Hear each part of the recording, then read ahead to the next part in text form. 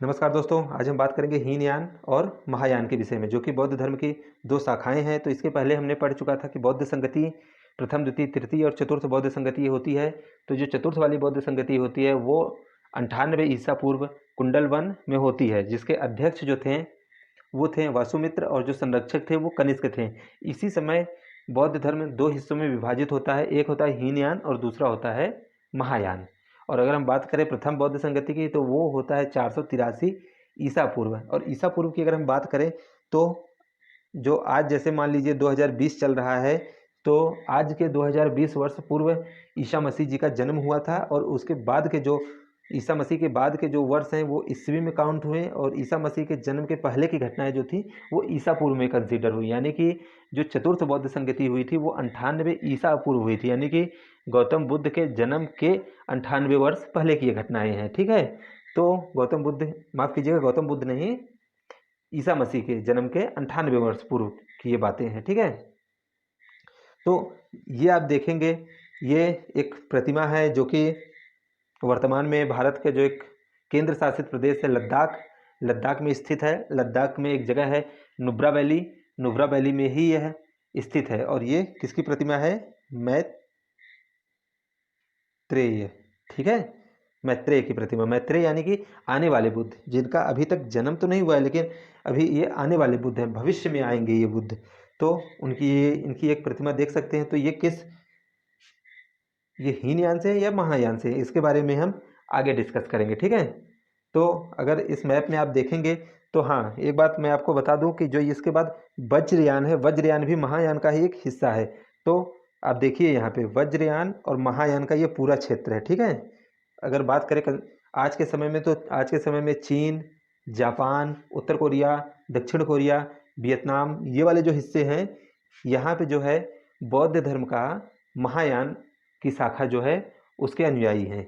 और अगर हम बात करें हीनयान की, तो हीनयान की हीनयान एक और शाखा में बटा जिसका नाम था थेरावाद।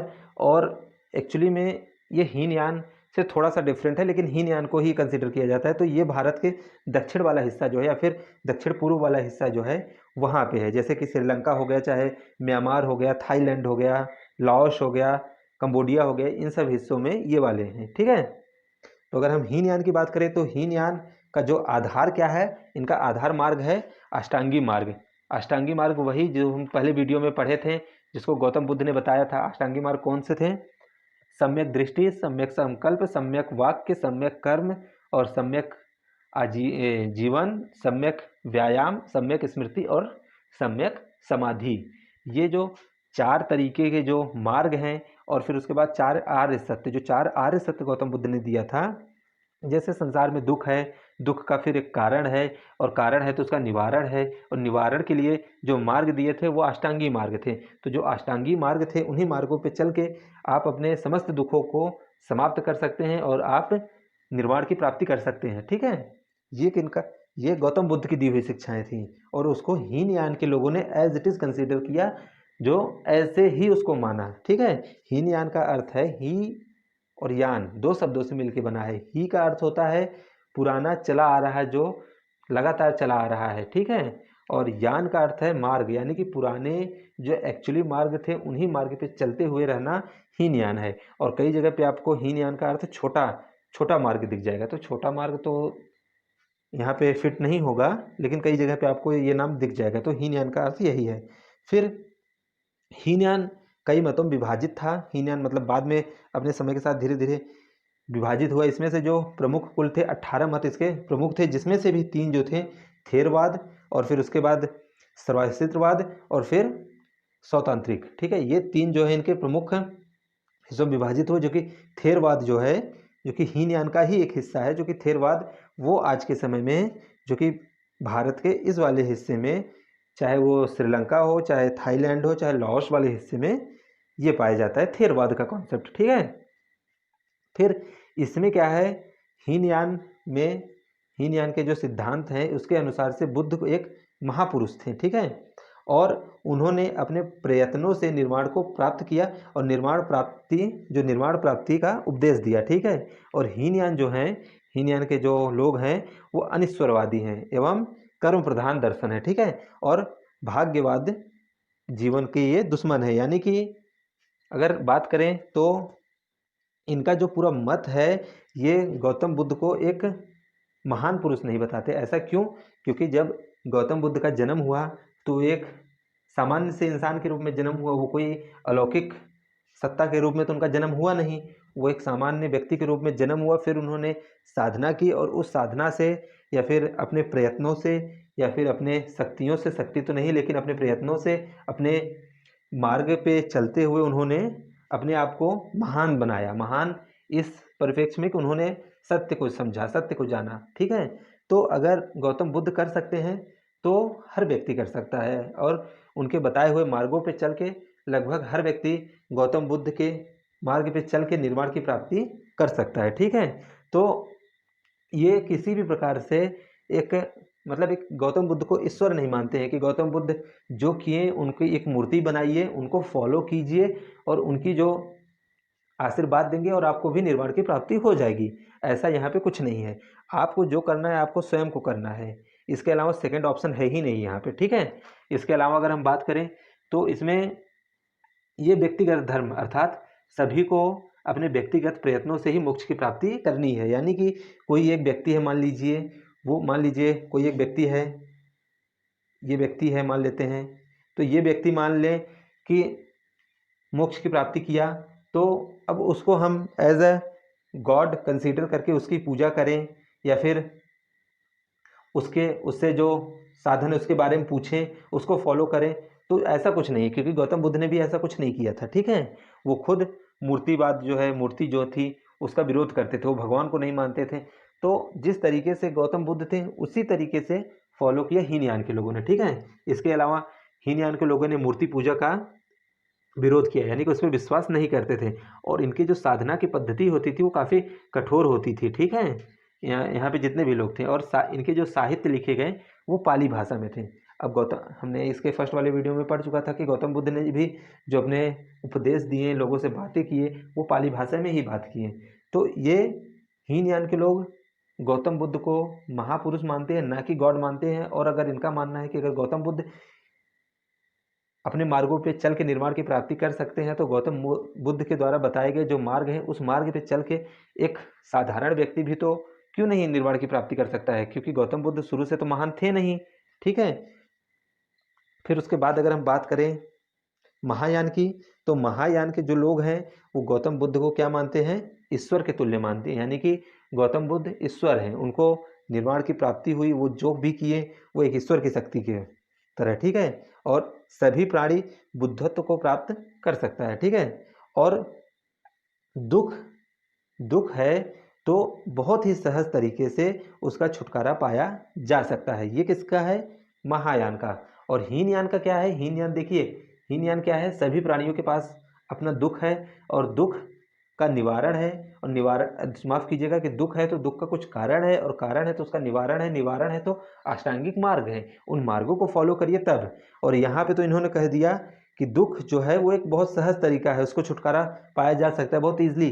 तो अब आप यहाँ पे देखिए कि जो दुख से छुटकारा पाने का एक आसान मार्ग है। ठीक है, तो अष्टांगिक मार्ग जो है उसको ये फॉलो नहीं करेंगे। ठीक है, तो इन्होंने क्या किया कि अब जो गौतम बुद्ध का एक स्टैचू बनाइए, उनकी प्रतिमा, उनकी पूजा करिए, और आप खुद गौतम बुद्ध तक पहुंच सकते हैं। ठीक है, ये गौतम बुद्ध के दिए हुए कॉन्सेप्ट के थोड़ा सा अगेंस्ट जा रहे हैं, क्योंकि गौतम बुद्ध खुद मूर्ति पूजा का विरोध करते थे। ठीक है, अब दूसरा अगर हम बात करें तो महायान के जो लोग थे वो संसार भर में बुद्ध की जो मूर्तियां या फिर प्रार्थना या फिर स्तूप, उसका निर्माण करवाया। ठीक है, तो आज के समय में जो गौतम बुद्ध की आप मूर्तियां देखते हैं या फिर स्तूप, जो कि सांची का स्तूप है, तो ये सभी जो है ये महायान की शाखा है, ना कि हीनयान में। हीनयान में तो गौतम बुद्ध को महापुरुष माना जाता है, एज अ गॉड उनको कंसीडर ही नहीं किया जाता है। तो जब एज अ गॉड कंसीडर नहीं किया जाता है तो फिर मूर्ति क्यों बनाना उनका? आप भी मतलब गौतम बुद्ध के बताए हुए मार्ग पे चलिए, आप खुद वहाँ पे पहुँच जाएंगे। और अगर हम बात करें हीनयान की, तो हीनयान के लोग जो 8 के 8 मार्ग हैं इन सभी का फॉलो करते हैं। ठीक है, यानी कि ये सभी 8 मार्ग पे चलेंगे और अपने आप को निर्वाण की प्राप्ति करवाएंगे। और हीनयान के बजाय अगर महायान के बारे में बात करें तो महायान के लोग 7 मार्ग का तो फॉलो करते हैं। अब ऑब्वियस सी बात है, जो व्यक्ति 7 मार्ग तक जा सकता है, अष्टांगिक मार्ग के 7 मार्ग तक पहुंच सकता है, तो 8वां मार्ग भी जा सकता है। 8वां मार्ग क्या है? समाधि की प्राप्ति करना। तो 8वें मार्ग की अब समाधि है ना, आप वहीं पर रुक जाइए, 8वें मार्ग को मत अपनाइए। 7 मार्ग तक हैं, अब 7 मार्ग तक आपने पा लिया है, तो अब आप दूसरों को बताइए कि आप कैसे 7 मार्ग तक पहुंचे, उनको वो तरीका बताइए। 8वां मार्ग तो अगर आप सीधे समाधि में चले जाएंगे तो इससे लोगों का भला नहीं होगा, तो आप लोगों का भला करिए, ठीक है। तो महायान का अगर एक कॉन्सेप्ट देखें तो महायान जो शब्द है उसको डिफाइन करा जाता है। तो महायान अगर कुछ जगह पे देखें तो महायान को एक विशाल यान जिसपे बैठकर कई लोग संसार को पार कर सकते हैं, इसलिए ये सर्व मुक्ति की बातें करते हैं, ठीक है। और बुद्ध को भगवान मानते हैं और इनके कई अवतारों की बातें भी करते हैं। कौन करते हैं? ये महायान के लोग करते हैं, ठीक है। और ऑब्वियस सी बात है, अगर ये गौतम बुद्ध को भगवान मानेंगे तो गौतम बुद्ध को एक मूर्ति बनाएंगे, उनकी पूजा करेंगे, और ये बोलते हैं कि आप घर पे रह के भी गौतम बुद्ध की पूजा कर सकते हैं। इसी का एक और निकला, यानी कि महायान से एक और शाखा निकली, वज्रयान।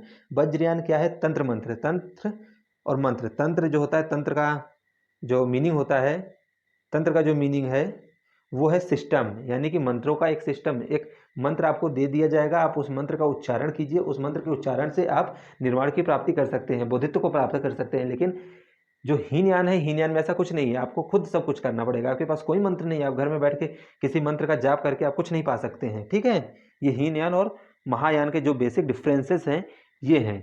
और अगर हम इसके अलावा भी अगर हम बात करें कुछ और डिफरेंसेस की, हीनयान और महायान में अगर दोनों की बात करें तो महायान जो है वो बाद में आया और हीनयान जो है महायान से पहले आया। तो यानी कि हीनयान दोनों में सबसे पुराना है। तो अगर आपसे पूछा जाए कि हीनयान पुराना है कि महायान पुराना है, तो आपका आंसर क्या होगा? हीनयान ज़्यादा पुराना है, ठीक है। और हीनयान के जो ग्रंथ लिखे गए हैं, जो कि उनकी भाषा थी वो पाली भाषा थी, जो कि महत्व किसने दिया था? गौतम बुद्ध ने स्वयं दिया था। और महायान की जो भाषा थी वो संस्कृत भाषा को फॉलो करने लगे, ठीक है। और अगर हीनयान की बात करें तो मुख्य रूप से यह दक्षिण पूर्व एशिया, जैसे कि वियतनाम को छोड़ के सभी जगह फैला हुआ है।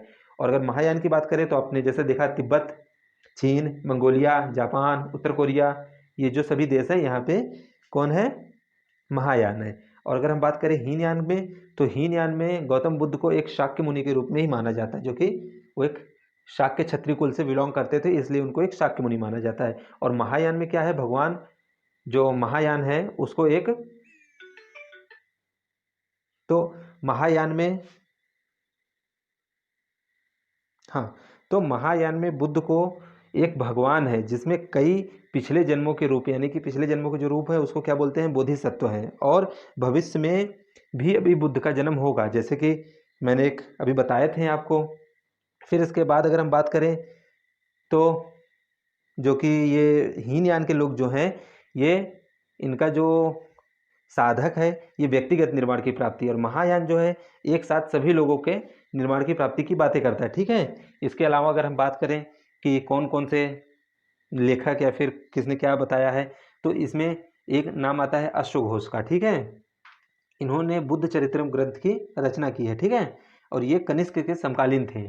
फिर नागार्जुन, नागार्जुन क्या है? बौद्ध धर्म के माध्यमिक विचार से थे, ठीक है। और इन्होंने शून्यवाद को प्रतिपादित किया था। शून्यवाद एक काफ़ी बहुत बड़ा कॉन्सेप्ट है, इसके बारे में पूरा एक वीडियो बन सकता है आधे एक घंटे का। फिर वसुबंध हैं, और फिर बुद्ध घोष हैं। ऐसे ऐसे कुछ नाम हैं जिनके बारे में आप थोड़ा सर्च करिए कि कौन कौन से विद्वान हैं, इनके बारे में क्या कहे हैं। तो ये वीडियो यहीं तक होता है समाप्त। और ये वीडियो आपको कैसा लगा इसके बारे में अपना कमेंट करिए। और अगर वीडियो अच्छा लगा तो लाइक करिए, नहीं अच्छा लगा तो डिसलाइक करिए, और चैनल को सब्सक्राइब करिए और देखते रहिए। थैंक्स फॉर वॉचिंग, धन्यवाद।